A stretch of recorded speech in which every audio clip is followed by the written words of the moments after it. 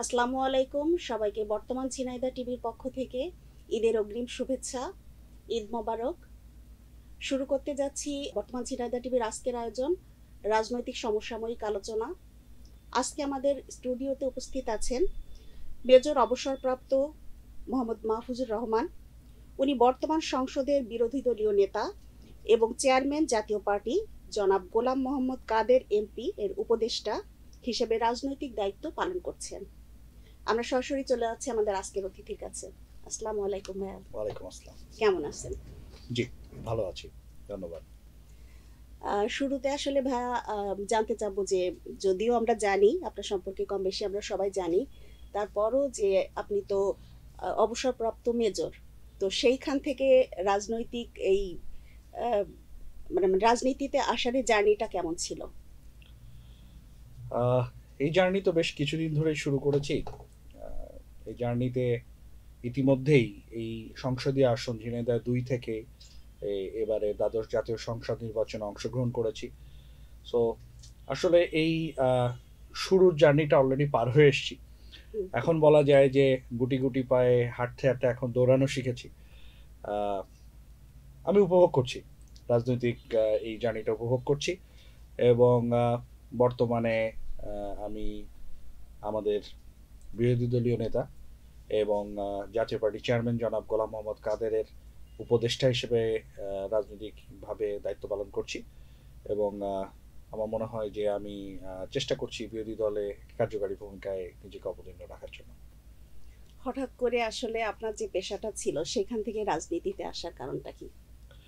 দেখেন, এটা দুই রকম ডাইমেনশন। আপনার দুইটা জায়গারই একই উদ্দেশ্য থাকে, অর্থাৎ যখন ইউনিফর্মে ছিলাম তখন ইউনিফর্মের উদ্দেশ্য ছিল দেশের জন্য, দেশের মানুষের জন্য, স্বাধীনতা এবং সার্বভৌমত্বের জন্য নিজেকে উৎসর্গ করা।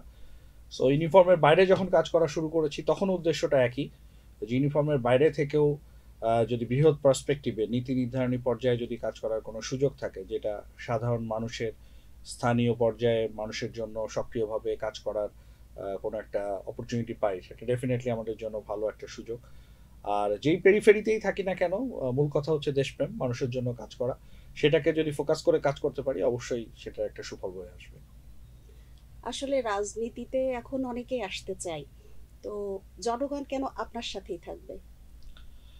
প্রথম কথা হচ্ছে, রাজনীতিতে সবাই আসতে চায়, আপনার কাছ থেকে এটা জানতে পেরে খুব ভালো লাগলো। কিন্তু এখন অনেকেই আসছে। দুর্ভাগ্যক্রমে যখন আমরা মানুষের সঙ্গে কথা বলি, মানুষ আসলে রাজনীতির উপরে তাদের একটা বিরূপ মনোভাব প্রকাশ করে এবং রাজনীতি করণের থেকে মানুষ একটু মুখ সরিয়ে নিয়েছে, যার চাক্ষুষ প্রমাণ আপনারা খুব কাছাকাছি যেই নির্বাচনগুলো হয়েছে ওগুলোতে দেখেছেন যে মানুষ সক্রিয়ভাবে ভোটে অংশগ্রহণই করছে না। সেটা যে কারণেই হোক না কেন, সে প্রসঙ্গে না যাই। আহ, রাজনীতিতে গুণগত লোকজনরা থাকছে না, রাজনীতিতে বুদ্ধি মেধার চর্চা হচ্ছে না, রাজনীতিতে দুর্বৃত্তায়ন অনেক বেশি হয়ে যাচ্ছে। সো একটা বড় গ্রুপ রাজনীতি থেকে আসলেই মুখ সরিয়ে নিচ্ছে। আপনি যখন বললেন যে আসলে রাজনীতিতে অনেকে আসতে চায় বা আমি এসছি কেন, তো রাজনীতিতে আসা মূলত এটা আসলে নীতি নির্ধারণী পর্যায়ে কাজ করার একটা সুযোগ। এটা হয়তো আমি এককভাবে একটি, দুইটি, তিনটি বা ১০ জন লোককে আমি সহায়তা করতে পারি, কিন্তু যখন একটা পলিসি লেভেলে নীতি নির্ধারণী পর্যায়ে কাজ করার সুযোগ থাকে, তখন আসলে প্রান্তিক পর্যায়ের এবং একদম তৃণমূল পর্যায়ে যে সকল মানুষেরা আছেন তাদের জন্য অনেক কিছুই করা যায় যদি সদিচ্ছা থাকে, এবং সেই সদিচ্ছা থেকেই রাজনীতিতে কাজ করা। আলহামদুলিল্লাহ, শুনে ভালো লাগলো। আচ্ছা ভাই, সমসাময়িক রাজনৈতিক পরিস্থিতি এবং বর্তমান বিরোধী দলের ভূমিকা কি হতে পারে বলে আপনি মনে করেন? সমসাময়িক রাজনৈতিক পরিস্থিতিতে আপনাকেই বলতে চাই, যখন সব থেকে গুরুত্বপূর্ণ বিষয় দেশের সার্বভৌমত্বের উপরে হুমকি আসে। আহ, আপনারা ইতিমধ্যে এই পেপার, বিভিন্ন নিউজ হুম, চ্যানেলে দেখে থাকবেন যে বাংলাদেশে সেন্ট মার্টিন দ্বীপের উপর একটা হুমকি তৈরি হচ্ছে। সেন্ট মার্টিন দ্বীপে যারা চলাচল করছে তাদের দিকে সরাসরি গুলি বর্ষণ করা হচ্ছে। তো একটি দেশের মানুষ, একটি দেশের জনগণ, একটি দেশের জনসম্পদের উপরে যখন আরেকটি পার্শ্ববর্তী দেশ থেকে এই ধরনের সরাসরি আক্রমণ চালানো হয়, সেটি আসলে সার্বভৌমত্বের উপর একটা হুমকি। তো রাজনৈতিকভাবে যদি আমরা দুর্বল না হতাম, হয়তো বা এতদিন আমরা এটার একটা যথোপযুক্ত জবাব দিতে পারতাম। কিন্তু আজ পর্যন্ত কিন্তু আমরা এটা থেকে কোনো যথোপযুক্ত জবাব আমরা দিতে পারিনি। আমাদের সবই আছে, আমাদের তথাকথিত অনেক শক্ত সেনাবাহিনী আছে, আমাদের নৌবাহিনী আছে, বিমান বাহিনী আছে, আমরা তাদের পিছনে বছর বছর অনেক টাকা খরচ করছি, কিন্তু যখন আমার দেশের সার্বভৌমত্ব আক্রান্ত হচ্ছে তখন আমি বা আমার সরকার বা আমার দেশ কতটুকু সক্রিয় ভূমিকা রাখতে পারছে সেটাই হচ্ছে সবচেয়ে বড় কথা। এটা দিয়ে শুরু করলাম সমসাময়িক রাজনীতির বিষয়। এরপর আসি আমার দেশেরই একজন আইন প্রণেতা, সিটিং এমপি পার্শ্ববর্তী একটি দেশে গিয়ে নির্মমভাবে খুন হয়েছেন, যার সঙ্গে পরোক্ষ বা প্রত্যক্ষভাবে বিভিন্নভাবে আমাদেরই দেশের একটি গোষ্ঠী, স্বার্থান্বেষী গোষ্ঠী এর সঙ্গে জড়িত। এই ঘটনা যখন আমরা নিয়ে আলোচনা করছি তখন উঠে আসছে সৈন্য চলচালান, এই ঘটনার সঙ্গে উঠে আসছে মাদক, এই ঘটনার সঙ্গে উঠে আসছে হুন্ডি ব্যবসা। তো আইন প্রণেতার যদি এই অবস্থা হয়ে থাকে, আমাদের সমসাময়িক রাজনীতি কোথায়? আবারও উদাহরণ দেই, দেশের পুলিশ প্রধান, আমরা যার উপরে নির্ভর করেছি, যার উপরে সারা দেশ আস্থা রেখেছে, সেই পুলিশ প্রধান জনাব বেনজির আহমেদ, উনি এমন একজন ব্যক্তি, ওনার ব্যাপারে আর নতুন করে কোনো কিছু বলতে চাচ্ছি না, বাংলাদেশের এমন খুব কম জেলায় পাওয়া গেছে যেখানে ওনার কোনো ভূমি বা স্থাবর সম্পত্তি নাই। একজন সরকারি কর্মকর্তা হিসেবে এমন কোন আলাদিনের চেরাগ ওনার কাছে ছিল, উনি বা ওনার পরিমণ্ডলে দুর্নীতির একটা লিমিট থাকতে পারে, সেটাকে ক্রস করে আজকে উনি কোথায় নিয়ে গেছেন? দেশের সেনাপ্রধান, প্রাক্তন সেনাপ্রধান জনাব আজিজ আহমেদ, জেনারেল আজিজ, যাকে আমেরিকার মতো একটি দেশ তার পরিবার সহ সকলকেই নিষিদ্ধ ঘোষণা করেছে তাদের দেশে যাওয়ার জন্য। তার দোষ, উনি বাংলাদেশের জনগণের বিশ্বাসের সাথে বিশ্বাস ভঙ্গতা করেছেন। কোথায় ভঙ্গ করেছেন? বাংলাদেশের জনগণ যখন নির্বাচনের উপরে আস্থা রাখতে চেয়েছে, নির্বাচন প্রক্রিয়ার মধ্যে, উনি এই প্রক্রিয়াটার মধ্যে এমন কোনো কিছু বাধা সৃষ্টি করেছেন যেটা নির্বাচনের প্রক্রিয়াকে বাধাগ্রস্ত করেছে। উনি উনার ভাইদেরকে নিয়ম বহির্ভূত দুর্নীতির সুযোগ করে দিয়েছেন। ইন্টারপোলের ফেরারি আসামিদেরকে ফাঁসির আসামি থেকে অনৈতিকভাবে সেখান থেকে সরিয়ে এনেছেন। ভুয়া পাসপোর্ট, ভুয়া এনআইডি তৈরি করে দেশের বাইরে চলে যাওয়ার সুযোগ তৈরি করে দিয়েছেন। একটি দেশের আইন প্রণেতা, একটি দেশের সেনাপ্রধান, একটি দেশের পুলিশ প্রধান, একটি দেশের সার্বভৌমত্ব সার্বিকভাবে যদি এই অবস্থায় থাকে, তাহলে রাজনীতির কোন অবস্থায় আমরা আছি এটা আমার থেকে যারা এই অনুষ্ঠানটি দেখছেন তারা হয়তো আরো ভালো বলবেন। আরেকটু সংযোজন করি, ব্যাংকে টাকা নেই, আপনি একসঙ্গে 10 লক্ষ টাকা চেক দিবেন, আপনাকে 15 দিন ঘুরতে হবে। কেন? আপনার টাকা ব্যাংকে নাই। কোনো একটু ঠান্ডা মাথায় চিন্তা করেছেন কেন টাকাটা নাই? আপনি আস্থাশীল হয়ে ব্যাংকের কাছে টাকা জমা রাখছেন, কিন্তু হঠাৎ করে শুনতে পাচ্ছেন ব্যাংক ফাঁকা। একটা নয়, দুইটা নয়, এরকম অসংখ্য ব্যাংক এখন তাদের এই তারল্য সংকটে ভুগছে মানি ড্রেন হয়ে যাওয়ার কারণে। গত 4 মাসে সারা বাংলাদেশে 15,500 বিও অ্যাকাউন্ট বন্ধ হয়ে গেছে। 1 লক্ষ কোটি টাকা শেয়ার বাজার থেকে তুলে নেওয়া হয়েছে, পুঁজিবাজার থেকে তুলে নেওয়া হয়েছে। এগুলো কিন্তু আমরা অনেকে জানি না, কিন্তু দিনের শেষে আমরা এখন কোথায় গিয়ে রয়েছি? মুদ্রাস্ফীতি বাড়তে বাড়তে 2 সংখ্যার ঘরে পৌঁছে গেছে। 10% মুদ্রাস্ফীতিতে যে কি ইফেক্ট পড়তে পারে আমরা সাধারণ মানুষ হয়তো অনেকে বুঝিই না। যে জিনিসটা আপনার কেনার কথা 100 টাকা দিয়ে, সেই জিনিসটা আপনি 110 টাকা দিয়ে কিনছেন, কিন্তু আপনার ইনকাম কিন্তু তাই রয়ে গেছে। আপনাকে যে কিভাবে এফেক্ট করা হচ্ছে আপনি জানেন না। বাংলাদেশে কয়েকদিন আগে বাজেট দেওয়া হয়েছে, 7,97,000 কোটি টাকার বাজেট দেওয়া হয়েছে। আমরা হয়তো অনেকেই জানি না এই বাজেটের একটা বৃহৎ অংশ কিন্তু খরচ করা হবে আমাদের বৈদেশিক ঋণের সুদ করতে, সুদের টাকা দেওয়ার জন্য। আবার এই টাকাটা কোথা থেকে ওঠানো হবে? 70% পরোক্ষ ট্যাক্স বাড়ানো হয়েছে, যেটা আমার আপনার মতো সাধারণ ভোক্তার কাছ থেকে কোথায় করা হবে। তার মানে কি? আমি টাকা দিচ্ছি, আপনি বৈদেশিক ঋণ নিচ্ছেন, বৈদেশিক ঋণের নাম দিয়ে আবার কি করছেন? মেগা প্রকল্প করছেন।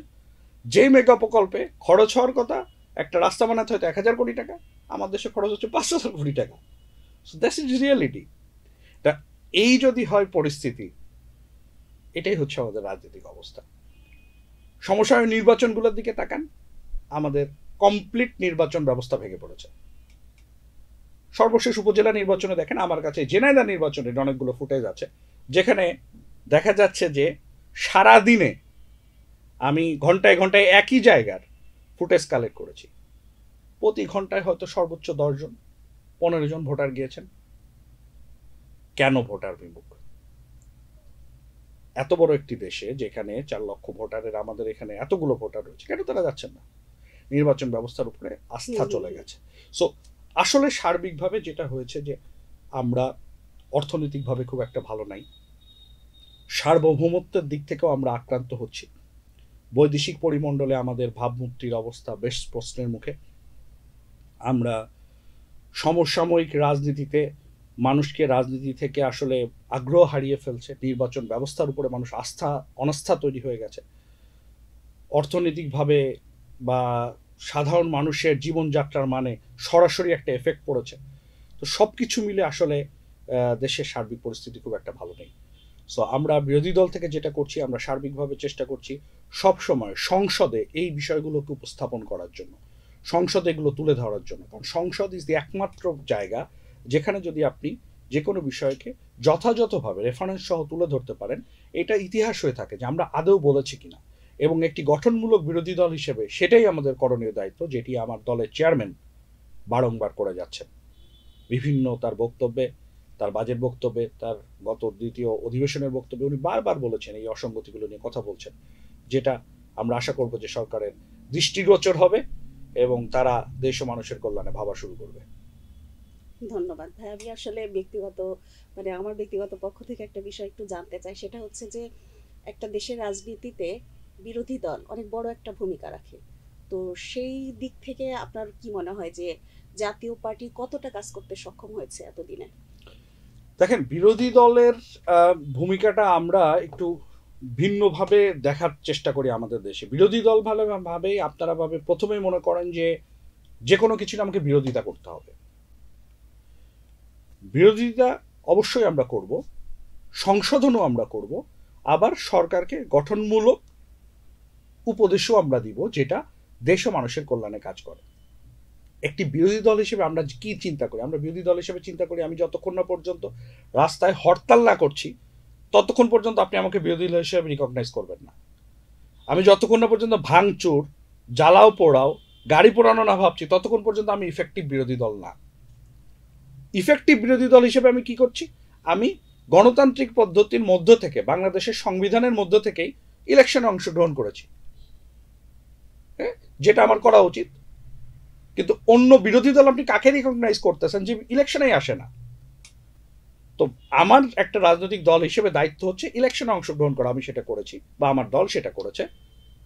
আমরা সরকারের গঠনমূলক সমালোচনা করছি, সংসদে করছি।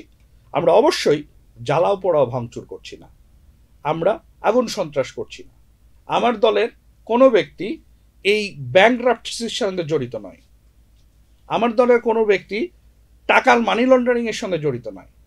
আমার যেই বক্তব্যটি সংসদে উপস্থাপন করার কথা, আমার সংখ্যা কম হতে পারে, কিন্তু আমি কোন পয়েন্টে কথা বলছি বা আমার দল কোন পয়েন্টে কথা বলছে সেটা অত্যন্ত গুরুত্বপূর্ণ, এবং সেটা অবশ্যই জনগুরুত্বপূর্ণ বিষয়ে আমরা কথা বলছি। এবং সেই জায়গাতে আমরা মনে করি যেহেতু আমাদের সংখ্যা বর্তমান অবস্থায় কিছুটা কম, স্বাভাবিকভাবে আমাদের ভয়েসটা দেখা যাচ্ছে না, কিন্তু আমরা যা বলছি সেটা গঠনমূলক এবং দেশ ও মানুষের কল্যাণে বলছি।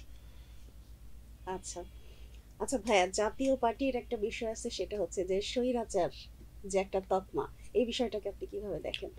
স্বৈরাচার বলতে এখন আপনি কি বুঝেন সেখানে হচ্ছে আমার কোশ্চেন। স্বৈরাচার যখন জিয়া এরশাদ ক্ষমতা নিয়েছিলেন তখন দেশ একটি খুব ক্যাওটিক ক্যাওয়াস পরিস্থিতিতে ছিল। তো ওই মুহূর্তে তাকে ক্ষমতা নিতে হয়েছিল, এবং পরবর্তীতে উনি যখন নিজেকে রিফর্ম করে আবার পলিটিক্যাল ডাইমেনশনে এসেছেন, উনি পলিটিক্যাল পার্টি ফর্ম করেছেন, এবং উনি কিন্তু নির্বাচন ব্যবস্থার মধ্য দিয়ে নির্বাচিত হয়েই আবার সরকারে ছিলেন। এবং তার যেই সময়টা আমরা সোকল স্বৈরাচার বলি, সেই সময়টাকে কিন্তু আদালত কখনোই রিকগনাইজ করে নাই অ্যাজ স্বৈরাচারী হিসাবে। নাও কাম টু দি পয়েন্ট, সরকারের 3টা জায়গা আছে। একটা হচ্ছে এক্সিকিউটিভ, যেটি নির্বাহী বিভাগ। সরকারের সেকেন্ড একটা জায়গা হইতেছে লেজিসলেচার, আইন প্রণেতা যারা আছেন, সংসদীয় পার্টটা, ঠিক আছে। একটা হচ্ছে জুডিশিয়ারি, বিচার বিভাগ। এখন মজার ব্যাপারটা হচ্ছে আমাদের সংবিধানে বর্তমান যে সরকার প্রধান তাকে সেই নির্বাহী বিভাগের প্রধান, হুম তাই তো? আচ্ছা, এখন সংসদ নেতাকে বর্তমান প্রধানমন্ত্রী, তার ব্যতীত তো কোনো আইন পাশ করা সম্ভব নয়। তাহলে কি সেকেন্ড পার্ট যেটা আছে লেজিসলেচার, এখানের একক কর্তৃত্ব কার? যার কাছে এক্সিকিউটিভ তার কাছেই। এবং থার্ডলি বিচার ব্যবস্থা, জুডিশিয়ারি, এই জুডিশিয়ারির বিচারপতিদের নিয়োগ করার জন্য রেসপন্সিবল হচ্ছে রাষ্ট্রপতি। কিন্তু রাষ্ট্রপতি নিজে নিজে কিছু করতে পারেন না। রাষ্ট্রপতির যে কোনো সিদ্ধান্ত প্রধানমন্ত্রীর থেকে ভেটেড হয়ে আসতে হয়।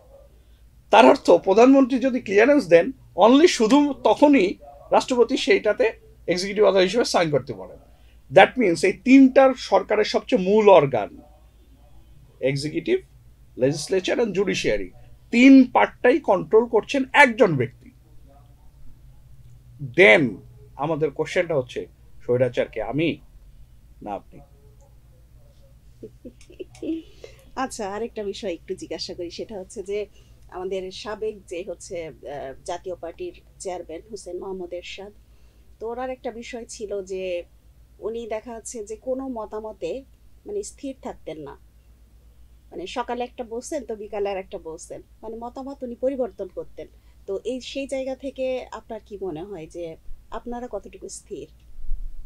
রাজনীতি মানেই অস্থির। রাজনীতিতে আসলে কোনো স্থিরতার জায়গা নেই। রাজনীতিতে সময় এবং সুযোগটাকে, কৌশলটাকে যথাযথ ব্যবহার করাই হচ্ছে রাজনীতি। দেখেন, আমার প্রয়াত চেয়ারম্যান, প্রতিষ্ঠাতা চেয়ারম্যান, উনি এই দলটা ফর্ম করার পরে উনি কিন্তু গণতান্ত্রিক পন্থায় একমাত্র ব্যক্তি, রাষ্ট্রপতি, যিনি যথাযথভাবে ক্ষমতা হস্তান্তর করেছেন। উনি কোর্ট ফেস করেছেন। উনি দীর্ঘ 9 বছর কিন্তু কারাবাস করেছেন। আমরা কিন্তু এই কথাগুলো কগনিজেন্সে নেই না। সো উনি কারাবাস করেছেন, কারাবাস শেষ করে এসেছেন, এবং সেটা শেষ করার পরে উনি কখনো বিরোধী দল, কখনো গভর্নমেন্টের সঙ্গে প্যারালালি কাজ করার সুযোগ নিয়ে পার্টিটাকে স্ট্যান্ড রেখেছেন। উনি কিন্তু ইলেকশনের বাইরে থাকেন নাই। কিন্তু আপনি অনেক দলকেই জানবেন যারা ইলেকশনের বাইরে থাকতে থাকতে তাদের দলীয় নেতাকর্মীরা ক্ষয় হতে হতে কোথায় চলে যাচ্ছে। সো আপনি রাজনীতিতে কি চান? অবশ্যই ক্ষমতার সঙ্গে অ্যাফিলিয়েটেড অবস্থায় থাকতে চান। আমরাও সেটাই চেয়েছি। এখন এইটা হয়তো অনেকে অনেক সময় ব্যক্তিগতভাবে এই সুযোগটাকে কাজে লাগিয়েছে, কিন্তু মূল কথা হচ্ছে যে আমরা চেষ্টা করেছি সবসময় ক্ষমতার সাথে থাকতে। এবং সবচেয়ে আশ্চর্যজনক বিষয় যেটি, আমরা যাদেরকে যখন সাপোর্ট দিয়েছি শুধুমাত্র সেই দলই ক্ষমতায় গিয়েছে। So it is the factor is Jatiya Party, আমরা কাদেরকে সাপোর্ট দিচ্ছি। So point to be recognized. Okay, আচ্ছা ভাই, আমরা জানি যে আপনি কিছুদিন আগে দেশের বাইরে গিয়েছিলেন, থাইল্যান্ডে। তো ওখানে এশিয়ান পলিটিক্যাল পার্টির সম্মেলনে আপনি যোগদান করেন এবং পর্যটন শিল্পের সম্ভাবনা নিয়ে আপনি বক্তব্য রাখেন। তো সেই বিষয়ে একটু আমাদেরকে বিস্তারিত বলুন। আমি মূলত যোগদান করেছিলাম আইক্যাপ নামে একটি অর্গানাইজেশন আছে। এটি হচ্ছে international conference of Asian political parties. এইটা মূলত অরিজিন হচ্ছে সাউথ কোরিয়া এবং থাইল্যান্ড বেস কিছু ব্যক্তির মাধ্যমে এটা শুরু হয়েছে, এবং এটার মধ্যে এশিয়ার প্রায় 302টি রাজনৈতিক দল সক্রিয়ভাবে এটাতে অংশগ্রহণ করে। আর এর বাইরেও ইউরোপীয় ইউনিয়ন বা ইউরোপের বেশ কিছু দেশ থেকে তাদের রিপ্রেজেন্টেটিভরা ছিল। মূলত এখানে সারা ওয়ার্ল্ডে কিভাবে ডেমোক্রেসির চর্চা হচ্ছে, কোথায় কি ধরনের রাষ্ট্র ব্যবস্থা চলছে, সংসদীয় ব্যবস্থা কীরকম হচ্ছে, কোথায় কতটুকু ফ্রিডম অফ স্পিচ আছে, এগুলো নিয়ে ডিসকাশন করা হয়। তো ওখানে I was very fortunate enough, আমি খুব সৌভাগ্যবান যে আমার চেয়ারম্যান জনাব গোলাম মোহাম্মদ কাদের আমাকে দায়িত্বশীল মনে করে ওই ফোরামটাতে বাংলাদেশকে রিপ্রেজেন্ট করার এবং জাতীয় পার্টিকে রিপ্রেজেন্ট করার একটা সুযোগ দিয়েছিলেন, এবং আমি বাংলাদেশের একমাত্র সদস্য হিসাবে এই ইন্টারন্যাশনাল কনফারেন্সটাতে যোগদান করি। এবং একই সঙ্গে ওখানে আরেকটি বিজনেস কাউন্সিল মিটিং ছিল, যেখানে বাংলাদেশের ভবিষ্যৎ ইন্ডাস্ট্রি, বাংলাদেশে যে সকল জায়গাতে বৈদেশিক বিনিয়োগ আনা সম্ভব সেরকম জায়গাগুলোর একটা যে বিষয় ছিল, সেই জায়গার মধ্যে একটি ছিল হচ্ছে পর্যটন। সো আমি পর্যটনের জায়গাটাকে বেছে নিয়ে বাংলাদেশের একটি প্রমিজিং ইন্ডাস্ট্রি, যেটা আমরা গ্রোন আপ করছি, এটার উপরে একটা স্পিচ করেছি। এবং আই ডু এক্সপেক্ট যে ইনশাল্লাহ ওখানে অনেক বড় একটা বিজনেস কমিউনিটি ছিল, তাদের মধ্য থেকে একটা বড় গ্রুপ বাংলাদেশে বিনিয়োগের জন্য আগ্রহী হবে। অনেক সুন্দর। আচ্ছা, আরেকটা ছোট্ট বিষয় আজকে একটু ভাইয়াকে জানাই, সেটা হচ্ছে যে নূর হত্যার যে বিষয়টা, তো ওই বিষয়টাকে আপনি কি সমর্থন করেন? দেখেন, বাংলাদেশের আজ পর্যন্ত যতগুলো ইলেকশন হয়েছে, কোনো ইলেকশনে কি শতভাগ লোক বলেছে যে ইলেকশনটা সঠিক হয়েছে? নূর হত্যার বিষয়টা ইটসেলফ ইজ এ কন্ট্রোভার্সি। নূরকে আমরা বলি যে এরশাদ সাহেবের নির্দেশে বা ওই সময় স্বৈর শাসকের নির্দেশে পুলিশের গুলিতে নূর হত্যা হয়েছিল, ঠিক আছে? এই বিষয়টা নূর হোসেন আসলে পলিটিক্যালি কতটুকু ইম্পর্টেন্ট ছিল, that is the fact. Noor Hossain was a fabricated story, সেটাও একটা ফ্যাক্ট। এই জায়গাগুলোতে নিয়ে আসলে আমরা নতুন করে আর বিতর্ক তৈরি করতে চাই না, আমরা অনেক দূর এগিয়ে এসেছি। এই সরকারের আমলেও কিন্তু হামলা নির্যাতনে অনেকের মৃত্যু হয়েছে, বিএনপি সরকারের আমলেও কিন্তু হামলা নির্যাতনে অনেকের মৃত্যু হয়েছে। আপনি কিন্তু সেইটাকে ফোকাস করি না। সেই ক্ষেত্রেও সো আমাদের প্রবলেমটা হচ্ছে না, আমি কোনো ধরনের এই ধরনের বিষয়কেই সমর্থন করি না।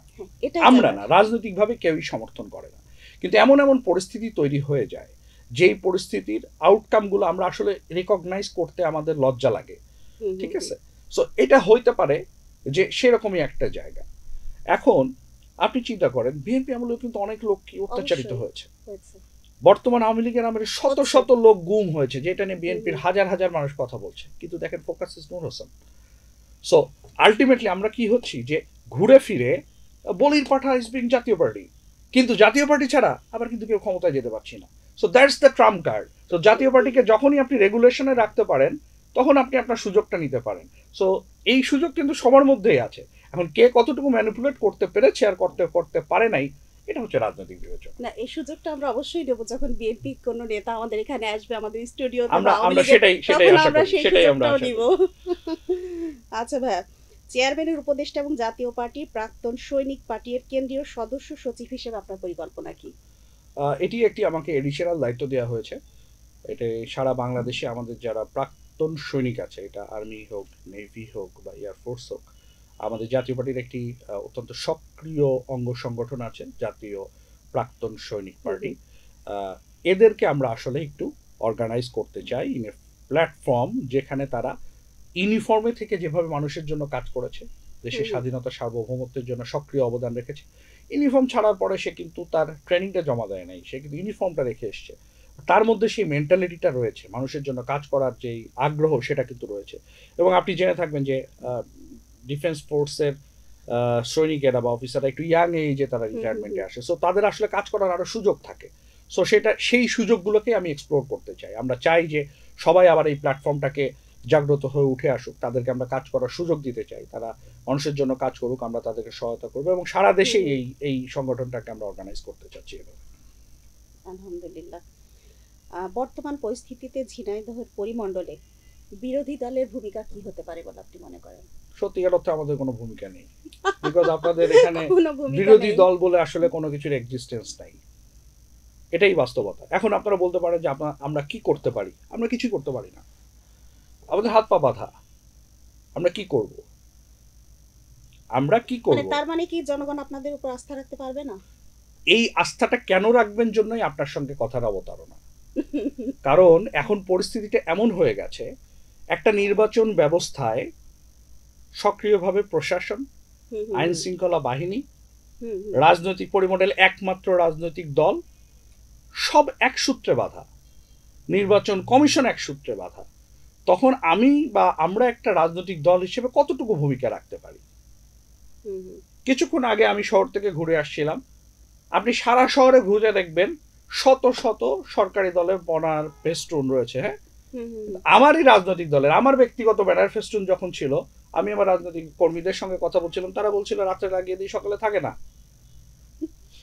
তো আপনারা যদি চান যে আমরা হিংসাত্মক রাজনীতিতে যাই, সেটা খুব সহজেই করা সম্ভব, কিন্তু সেই জায়গাতে আমরা যাব কিনা, আমরা সেই ভাঙচুর জ্বালা পোড়াটাকে উৎসাহ দিব কিনা। আমরা চাই মানুষের বিবেক জাগ্রত হোক, আমরা চাই মানুষের সেন্স অফ প্রপোর্শন গ্রো করুক। আমরা চাই, আপনি কি এই সমাজটাকে চান যেখানে আপনার বাচ্চা ইজ নট সিকিউর? আপনি কি চান যে আপনি যেই লিমিটেড টাকাতে ইনকাম করছেন, এই টাকার মধ্যে খরচ যদি ডাবল হয়ে যায়, আপনি হাউ ডু ইউ সার্ভাইভ, আপনি কিভাবে চলবেন?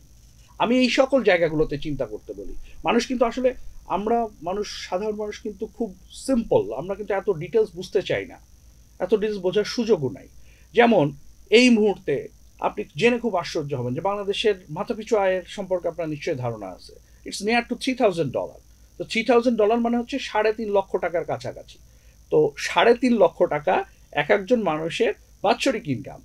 তার মানে কি, তার ন্যূনতম ন্যূনতম বা মাসিক ইনকাম হইতে হবে 30,000 টাকার উপরে, না হলে তো 3.5 লক্ষ টাকা হবে না। কিন্তু আমার ড্রাইভারকে তো আমি বেতন দিই 20,000 টাকা, আমার যে গার্মেন্টসের এমপ্লয়ি আছে তাকে তো আমি বেতন দিই 15,000 টাকা। ঠিক আছে, আমি হয়তো 1 লাখ টাকা ইনকাম করছি, কিন্তু 3 জনের হিসাবে কিন্তু আসছে। বেসিক্যালি আপনাকে কিন্তু দেখানো হচ্ছে যে মাথাপিছু আয় বেড়ে কিন্তু $3,000 হয়ে গেছে, আপনি কিন্তু খুশিতে হাততালি দিচ্ছেন যে আরে আমার তো এত টাকা বেড়ে গেছে। কিন্তু দিনের শেষে যার ইনকাম 200 টাকা আর যার ইনকাম 2 কোটি টাকা, এই দুইটাকে ভাগ দিয়ে যখন আপনি গড় করতেছেন, দ্যাট ইজ এভারেজ ইনকাম। আসলে কি আপনার ইনকাম বেড়েছে?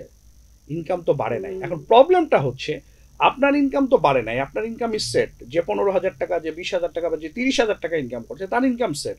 এখন এই যে মুদ্রাস্ফীতি, এখন মুদ্রাস্ফীতি এফেক্ট করছে যে এই জিনিসটা সে 100 টাকা দিয়ে কিনতো, সেই জিনিসটাকে 110 টাকা দিয়ে কিনতে হচ্ছে। প্রত্যেকটা জিনিসে যদি তাকে 10% এরকম লিভারেজ দিতে হয়, তাহলে দিনের শেষে তার 30,000 টাকা ইফেক্ট পড়তেছে অন্য জায়গাতে, যেটা তার বাচ্চা, তার পড়ালেখা, তার ভবিষ্যৎ সবকিছুতে সিনক্রেস করে আনছে। এত ডেপথে কিন্তু আমরা চিন্তা করি না। So that is the problem.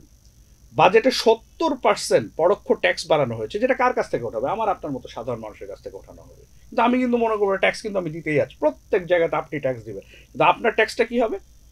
ব্যাংকে যাবে, ব্যাংকে যাওয়ার পরে ব্যাংকের টাকা সহ সেটা লুট হয়ে যাবে। Somebody will take it up.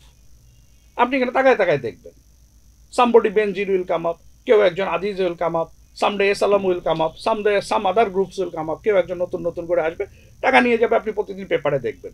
So is it a good governance? এটা কি সুশাসন? এই জিনিসগুলো আমাদেরকে ভাবতে হবে, এবং আমরা বিরোধী দল হিসেবে সেই কাজটাই করতে চাই যে আপনারা এগুলো নিয়ে ভাবুন, আপনারা চিন্তা করুন যে আমরা এখন কোন পর্যায়ে আছি। এটা যদি আমরা না ভাবি, আসলে ভাবার সুযোগ নেই। আর রাজনীতি শুধুমাত্রই ক্ষমতা যাওয়ার ম্যান্ডেট হইতে পারে না। রাজনীতি হইতে হবে এমন একটি কৌশল যেটা সাধারণ মানুষের জন্য এটা ইফেক্টিভ হয়। যেই নীতি মানুষের জন্য কাজ করছে না, যেই নীতি মানুষের তৃণমূল পর্যায়ে কাজ করছে না, সাধারণ মানুষের জীবনযাত্রার পরিবর্তন করছে না, সেই রাজনীতির আসলে কতটুকু ভূমিকা আছে? শুধুমাত্র ক্ষমতায় যাওয়াই যদি রাজনীতির উদ্দেশ্য হয়ে থাকে, সেই রাজনীতিকে আমি সমর্থন করি না। রাদার আমি চাই সেই রাজনীতি করতে যেটাতে দেশ ও মানুষের কল্যাণে কাজ করার সুযোগ থাকে। অনেক সুন্দরভাবে আসলে ভাইয়া উপস্থাপন করেছে। আমি আশা করব যে জনগণ অবশ্যই ভাইয়ার সাথে থাকবেন। আর আমরা অনুষ্ঠানের প্রায় শেষের দিকে চলে এসেছি। তো অনুষ্ঠান শেষ করার আগে ভাইয়া হচ্ছে ঈদ উল আজহার শুভেচ্ছা প্রদান করবে। তো তার আগে আমি সোনিয়া লপটি বর্তমান ঝিনাইদহ টিভির পক্ষ থেকে বিদায় নিয়ে নিচ্ছি। পরবর্তীতে আবার দেখা হবে, সে পর্যন্ত সবাই ভালো থাকবেন। ভাইয়া, প্রথমত হচ্ছে ধন্যবাদ বিজে টিভিকে, বর্তমান ঝিনাইদহ টিভিকে আমাকে এরকম চমৎকার একটি পরিমণ্ডলে কথা বলার সুযোগ দেওয়ার জন্য। আমি অনেকদিন ঝিনাইদহ থেকে একটু দূরে ছিলাম, তো স্বাভাবিকভাবে এরকম একটা সুযোগ আমার জন্য একটা গোল্ডেন অপরচুনিটি সবার সাথে কথা বলার। আমি এই অনুষ্ঠানের মাধ্যমে ঝিনাইদহর সকলকে ঈদ উল আজহার শুভেচ্ছা জানাচ্ছি, এবং এই ঈদ উল আজহার কোরবানি যেন আসলে মনের কোরবানি হয়। আমরা যেন আমাদের রিপু, আমাদের লোভ, আমাদের হিংসা, আমাদের বিদ্বেষ, হানাহানি, এটাকে প্রথমত কোরবানি দিতে পারি, এবং সেই শিক্ষাটা মনে নিয়েই যেন আমরা রাজনৈতিক পরিমণ্ডলে কাজ করি। আমি কোনো উল্লেখ করতে চাই না, আমরা অনেক হিংসার কারণে অনেকে জীবন দিতে হচ্ছে। এই ঘটনার যেন রিপিটেশন বা পুনরাবৃত্তি যেন কখনো না হয়। রাজনীতি করতে হবে মানে এই না যেন যেই রাজনীতি মানুষের জন্য সেটাই যেন রাজনীতি হয়, যে রাজনীতি মানুষের জন্য অকল্যাণকর, যে রাজনীতি মানুষের জন্য জীবনহানিকর, যে রাজনীতি মানুষের জন্য ঝুঁকির কারণ, সেই রাজনীতির কারণ যেন আমরা না হই। আমরা সকলেই চেষ্টা করি কোরবানির এই শিক্ষা থেকে আমরা পজিটিভ ভাইবে কাজ করি, এবং আপনার মাধ্যমে ঝিনাইদহর সকলকে আমি ঈদ উল আজহার শুভেচ্ছা জানাচ্ছি, এবং আপনাকে অসংখ্য ধন্যবাদ জানাচ্ছি আমাকে হোস্ট করার জন্য। Thank you very much. আপনাকে অনেক অনেক ধন্যবাদ।